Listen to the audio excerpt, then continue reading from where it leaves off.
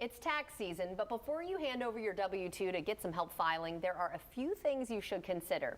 Tom Stevens is the president of the Better Business Bureau of Northeast Florida, and we're happy to have you back on First Coast Living. Glad to be here. Welcome. So this is really important stuff, very timely, of course. So Right. what should people be considering, I guess, as they're choosing for someone to prepare their taxes? Sure. Well, the first thing you need to know is whether you really do need a tax preparer. If your return is not complicated, you may be able to do it yourself with some tax software. But if it is a little bit complicated or you don't feel comfortable doing that, then you need to determine what type of preparer you need. And that, again, depends on the complexity of your return.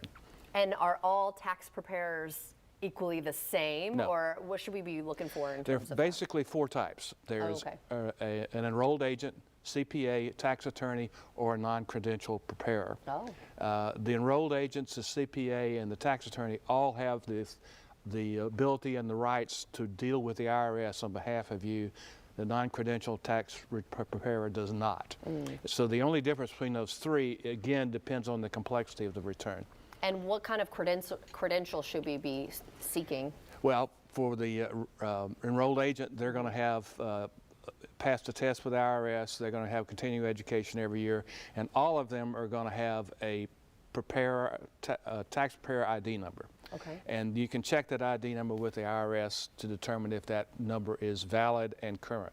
Because all of them, except for the non-credentials, have to take continuing education courses every year. Right, so you're saying to check with the IRS just online, or do you call? Yeah, there is a website. It's on the screen right now to show what address, so you can check there and find out if that number is correct. Okay, so you'd go there, you'd know it's valid, Right. and then you feel comfortable reaching out to that person. What should we look for then?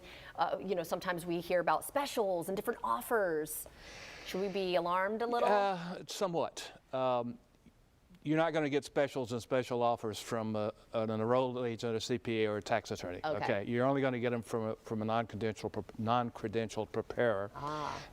And you kind of have to take some of that with a grain of salt.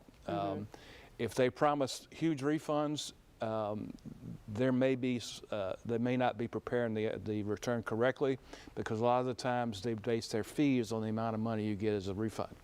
Okay, so if they prepare the return improperly, you get a large refund, and then the IRS audits you and determines that it was improper. You're on your own. That was what I was going to ask. You could be audited then, yeah, and you're on your own, because they don't have the authority to represent you with the IRS. Oh my goodness. So any penalties, underpayments, et cetera, are on you.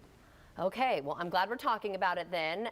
Tell us where we can get more information, though, on all of this. Well, of course, the IRS website has a bunch of information. You can you can Google anything, and then we have some stuff on our website, bbb.org, for information to look for, too. Perfect. Well, thank you so much for helping us out with that today. I really appreciate it. And if you'd like to see this segment again, just head to our website, and that's firstcoastliving.net.